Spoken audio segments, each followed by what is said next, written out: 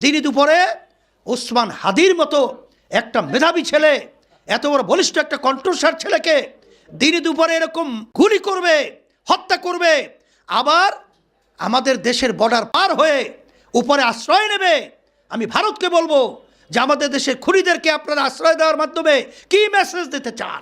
আর নির্বাচন কমিশন কি বক্তব্য দেয়? আফসোস, আমি ধিক্কার জানাই। আজকে এত বড় একটা উল্লেখযোগ্য ঘটনা, সেখানে সে বলতে চায় বিচ্ছিন্ন একটা ঘটনা। আমি ধিক্কার জানাই তার বক্তব্যকে। এর চেয়ে বড় ঘটনা বাংলাদেশে কি থাকতে পারে? আর সেখানে এমন বক্তব্য যেটা কোনো স্বাভাবিক সেন্সওয়ালা মানুষ এই ধরনের বক্তব্য এই মুহূর্তে দিতেই পারে না। যারা নাকি এই দেশকে স্বাধীন করতে গিয়ে জীবন দিয়েছে, পঙ্গু হয়েছে, আমরা গভীরভাবে তাদেরকে শ্রদ্ধা সহকারে স্মরণ করছি এবং শহীদদের রুহের মাগফিরাত আল্লাহর কাছে কামনা করছি এবং মানবতা ইসলামের কল্যাণের জন্য আর দুনিয়াতে শান্তি আখেরাতে মুক্তির লক্ষ্যে তিনি একটা ঐতিহাসিক স্লোগান দিয়েছিলেন, কথা বলেছিলেন, শুধু নেতা নয়, নীতিরও পরিবর্তন চাই। পীর সাহেব হুজুর চরমনাই রহমতুল্লাহ আলাই। পবিত্র স্বাধীনতা দিবস ৭১, এই স্বাধীনতা দিবসের মূল চেতনা ছিল বৈষম্য দূরীকরণ। যে পশ্চিম পাকিস্তান পূর্ব পাকিস্তানের আমাদের এই দেশের উপরে বৈষম্য করে, এই চেতনার উপরেই আমাদের দেশের লক্ষ লক্ষ মানুষ, অনেক সময় বক্তৃতায় আমরা শুনি ৩০ লক্ষের মতো মানুষ জীবন দিয়েছে, শহীদ হয়েছে। মূল লক্ষ্য, একটা উদ্দেশ্য, আমাদের ৩টা স্লোগানের ভিত্তি: সাম্য, মানবিক মর্যাদা, ন্যায় বিচার প্রতিষ্ঠা। আসলে এদেশকে আমরা স্বাধীন করতে গিয়ে লক্ষ লক্ষ মানুষ জীবন দিল, পঙ্গু হলো, মা বোনদের ইজ্জত হারালো। স্বাধীনতার পরে যাদের হাতে দেশ পরিচালনার চাবিকাঠিটা চলে গেল, এদের মাধ্যমে আমরা এই ৩টার বাস্তবায়ন কিঞ্চিত দেখি নাই। বরঞ্চ যেই বৈষম্য দূরীকরণের জন্যে এই দেশ স্বাধীন করার জন্য লক্ষ লক্ষ মানুষ জীবন দিল, বরঞ্চ দিনার দিন আরো বৈষম্য বাড়তে লাগলো। এরপরে আমরা দেখেছি আমাদের পাশের রাষ্ট্র ভারত। আসলে তামাম দুনিয়ার ইতিহাসটা কি?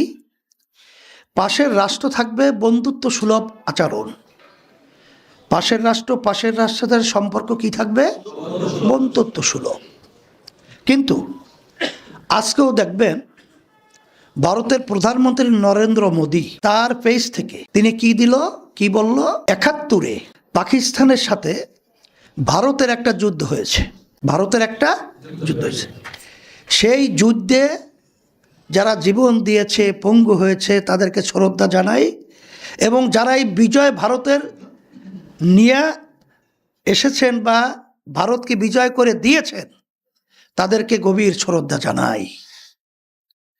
আবার তাদের বক্তব্য আমরা আগে পরে কি শুনেছি যে ৭১ একটা স্বাধীনতা যুদ্ধ হয়েছিল, সেই যুদ্ধে বাংলাদেশ নামক একটা ভূখণ্ড তৈরি হয়েছে, আমরা পেয়েছি। কিন্তু আমাদের দেশকে স্বাধীন হিসাবে ভারত এখনো স্বীকৃতি দিতে চায় না, এখনো স্বীকার করে না। আমি ভারতকে বলবো যে আপনাদের আচরণটা তো আমরা আশা করছি বন্ধুত্ব সুলভ আচরণ হবে, কিন্তু এই ধরনের বক্তব্যের মাধ্যমে আপনারা কি মেসেজ দিতে চান? আমাদের দেশে প্রধানমন্ত্রী হয়েছিল যখন শেখ হাসিনা, প্রথম প্রায় ২১ বছর পরে, স্বাধীনতার পরে, মাঝখানে যখন আওয়ামী লীগ প্রায় ২১ বছর ক্ষমতায় ছিল না। ভারতে যাওয়ার পরে তাকে সিঁদুর পরিয়ে আপনারা সম্বোধন করছিলেন মুখ্যমন্ত্রী। সে তো আমাদের দেশে মুখ্যমন্ত্রী না, আমাদের দেশে প্রধানমন্ত্রী। মুখ্যমন্ত্রী বলা হয়, ভারতের অনেক প্রদেশ রয়েছে, সেই প্রদেশে প্রধানদেরকে বলা হয় মুখ্যমন্ত্রী। তা আপনারাও কি অগোচরে বা কালে কৌশলে আপনারা কি বোঝাতে চান যে আপনাদের একটা অঙ্গরাষ্ট্র? না, এটা আপনারা ভুল করবেন। ৭১ কোনো ভারতের লোক এই দেশ স্বাধীন করার জন্য জীবন দেয় নাই। এই স্বাধীন করার জন্য এই দেশে আমাদের বাংলাদেশের মানুষ জীবন দিয়েছে, পঙ্গু হয়েছে, তাদের ইজ্জতকে হারিয়েছে। আপনাদেরকে আমরা উদাত্ত আহ্বান জানাবো যে পাশের রাষ্ট্র আপনারা বড়, আমরা ছোট, বুঝলাম, এই জন্য আমাদের কোনো মূল্যায়ন থাকবে না। আমরা গরিব হইলেও তো মানুষ, আমরা এই দেশে সন্তান জন্মগ্রহণ করেছি। আপনাদেরকে বারবার বলছি, এই ধরনের চিন্তার মাধ্যমে আমাদের দেশের ভিতরে অশান্তির আগুনগুলো আরবার ধাউ ধাউ করে জ্বালাবার চেষ্টা করবেন না। আপনারা আমাদের সাথে বন্ধুত্ব সুলভ আচরণের সেই ইতিহাস রচনা করবেন এবং সেই পরিবেশ আপনারা আমাদেরকে দেখাবেন, এইটা আপনাদের থেকে আমরা আশা করছি। এখন কথা হলো, যারা নাকি এই দেশকে স্বাধীন করতে গিয়ে জীবন দিয়েছে, পঙ্গু হয়েছে, আমরা গভীরভাবে তাদেরকে শ্রদ্ধা সহকারে স্মরণ করছি এবং শহীদদের রুহের মাগফিরাত আল্লাহর কাছে কামনা করছি।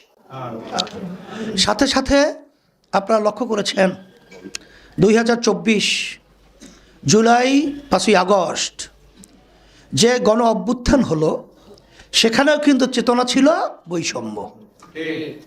সেখানে চেতনা কি? বৈষম্য। সেই বৈষম্য দূর করা, এই চেতনার জন্যে তামাম দুনিয়ার ইতিহাস একটা উত্থান পতনের এত মানুষ জীবন দিতে হয়, এরা 2024-এ বাংলাদেশে সেটা আমরা দেখেছি।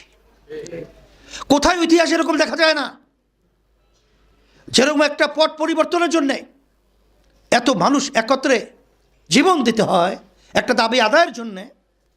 এটা কিন্তু তামাম দুনিয়ার ইতিহাসে বিরল, যেখানে হাজার হাজার মাতার সন্তানকে হারালো। প্রায় আমার যতটুকু তথ্য রয়েছে 500-র কাছাকাছি মানুষ তারা চক্ষু হারিয়েছে, আর কোনোদিন আলো দেখবে না। হাজার হাজার মানুষ পঙ্গু হয়েছে, হয়তো স্বাভাবিকভাবে আপনারা আমার মতো আর চলার পরিবেশ পাবে না। সেখানেও আমাদের আশা আকাঙ্ক্ষা স্লোগান ছিল বৈষম্য দূর করুন। কথা ঠিক না? সেই বৈষম্য দূর করুন এবং বৈষম্য থাকবে না। এই বারবার 53 বছর 54 বছর শেষ হলো, 55 বছর পরে যাইছে স্বাধীনতার বয়স।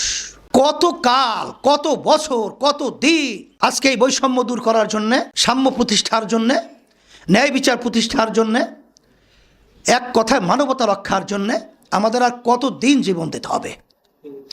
এই জন্য আমি প্রথমেই বলেছি, আল্লাহ রাব্বুল আলামিন বলেছেন যে আমি সমস্ত মাখলুকাতের ভিতরে সম্মানিত হিসাবে মানুষকে সৃষ্টি করেছি, কিন্তু এক শ্রেণীর মানুষ রয়েছে, আল্লাহ বলছেন যে মানুষগুলোর আচার আচরণ কুত্তা, শুয়াল, শ্রীগাল, হিংস্র জানোয়ারের চেয়েও খারাপ হয়। এদের হাতে যতক্ষণ পর্যন্ত দেশের পরিচালনার চাবিকাঠি থাকবে, ততদিন পর্যন্ত বারবার বারবার আমাদের এখন রক্ত দিতে হবে, আমাদের জীবন দিতে হবে, আমাদের পঙ্গু হতে হবে, আমাদের মার্কল সন্তান হারা হতে হবে, আমাদের দেশে টাকাগুলো বিদেশে পাচার হবে, আমাদের দেশে চাঁদাবাজি বন্ধ হবে না। লক্ষ হলো মানুষ নিরপরাধে আজকে তাদেরকে কেসের মাধ্যমে তাদের সংসার ধ্বংস করবে, আর এদেশে বসে বিদেশের তাবেদারি গোলামের জিনজিরে আমাদের আবদ্ধ রাখবে। আমরা মাথা উঁচু করে তারা সুযোগ পাবো না। এখন 5ই আগস্ট একটা সুযোগ এসেছে। এই সুযোগে যদি আমাদের বাংলাদেশের মানুষ, আমরা যদি আবার ভালো মানুষগুলোকে, ভালো নীতিকে আমরা যদি দেশ পরিচালনায় আমরা চাবিকাঠি হিসাবে মূল জায়গায় না নিয়ে আসতে পারি, আল্লাহ মাফ করুক, জানি না আর কত যুগ কত সময় আমাদের এই গ্লানি আর এই বৈষম্য দূরকরণ, এই জন্য আমাদের আন্দোলন করতে হবে, সংগ্রাম করতে হবে, জীবন দিতে হবে, পঙ্গু হতে হবে, চক্ষু হারাতে হবে। আল্লাহ মাবুদ ভালো জানে। এই জন্য আমি আমার ভাইদেরকে বলবো, সুযোগ এসেছে, এই সুযোগ কখনোই আসে নাই।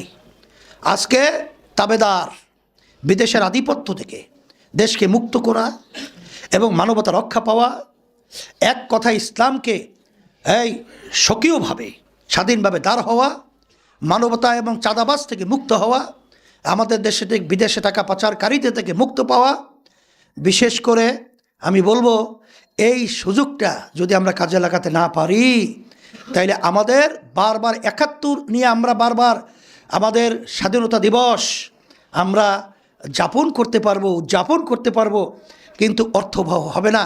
এই অর্থবহের জন্যে আল্লাহ রাব্বুল আলামিন বলছেন, জহারাল ফাসাদু ফিল বাররি ওয়াল বাহরি বিমা কাসাবাত আইদিন নাস, স্থলভাগে পানীয় ভাগে যত বিপদ আপদ মুসিবত তোমাদের হাতের কামাই।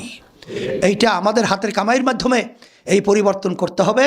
আল্লাহর রহমতে সারা বাংলাদেশ সফর করার পর আমি যেটা দেখেছি, আজকে দেশ প্রেমিকরা আজকে একাত্রিত হয়ে গেছে। আজকে যারা ক্ষমতা প্রেমিক রয়েছে, যারা বারবার ক্ষমতার জন্যে মায়ের কোলকে সন্তান হারা করে বারবার এই দেশের মধ্যে দিনে দুপুরে ওসমান হাদির মতো একটা মেধাবী ছেলে, এত বড় বলিষ্ঠ একটা কণ্ঠস্বর ছেলেকে দিনে দুপুরে এরকম গুলি করবে, হত্যা করবে, আবার আমাদের দেশের বর্ডার পার হয়ে উপরে আশ্রয় নেবে। আমি ভারতকে বলবো যে আমাদের দেশের খুনিদেরকে আপনারা আশ্রয় দেওয়ার মাধ্যমে কি মেসেজ দিতে চান?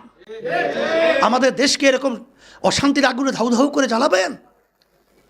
এটা মানবতা? এটা স্বাধীনতা?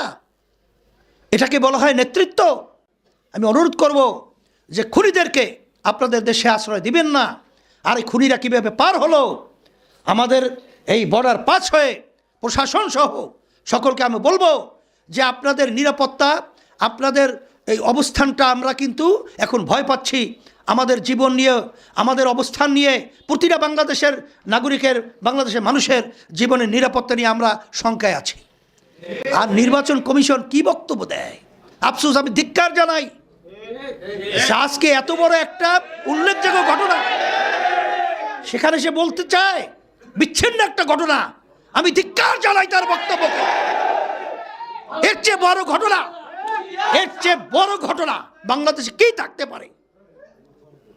আর সেখানে এমন বক্তব্য যেটা কোনো স্বাভাবিক সেন্সওয়ালা মানুষ এই ধরনের বক্তব্য এই মুহূর্তে দিতেই পারে না। এই জন্য আমি সকলকে তার আহ্বান জানাবো, যারা দেশপ্রেমিক আমরা রয়েছি, আমরা আওয়াজ তুলব। আর বিশেষ করে জুলাই অভ্যুত্থানের চেতনা, সেই আপনার জুলাই সনদের স্বীকৃতির জন্য আইনি আপনার এমন দিনে নিয়ে আসছে, নির্বাচন কমিশন পর্যন্ত বলেছে জাতীয় নির্বাচন এবং সেখানে জুলাই সনদের হা না এর পক্ষে যে আপনার গণভোট, সেটা একটা চ্যালেঞ্জিং হবে। সেখানে আমরা বলবো, যারা জুলাই যোদ্ধা রয়েছেন, আমাদের দেশ, আমরা যে জুলাই 24-এ আমরা দেশ আবার স্বাধীন করেছি, আমরা হায়ের পক্ষে ভোট দেওয়ার ব্যাপারে আমরা সচেতন থাকতে হবে এবং হায়ের পক্ষে ভোট দেওয়ার ব্যাপারে মানুষকে উদ্বুদ্ধ করতে হবে। খবরদার কোনো কুচক্রী মহল যারা এই ধরনের পদ্ধতি করেছে, ষড়যন্ত্র করেছে, তারা যেন কোনো কর্মী তাদের ষড়যন্ত্র যেন তারা কি না করতে পারে, সফল কাম না হতে পারে। এই জন্য আমি সাংবাদিক বন্ধুদেরকে বলবো, আমার সর্বশ্রেণীর উল্লেখযোগ্য সচেতন আমার ভাইদেরকে বলবো, আমাদেরকে বলবো, আমি সকলকে বলবো, দেশপ্রেমিকদেরকে বলবো, আসলে আমরা সবাই একত্রিত হয়ে ক্ষমতা প্রেমিকরা দেশকে রক্ষার জন্য, মানবতা রক্ষার জন্যে, ইসলামকে রক্ষার জন্যে, স্বাধীনতাকে অর্থবহ করার জন্যে ক্ষমতা প্রেমিকদেরকে আমাদের এই বাংলার জমিন থেকে উৎখাত করার জন্যে এক কণ্ঠে আওয়াজ তুলতে হবে।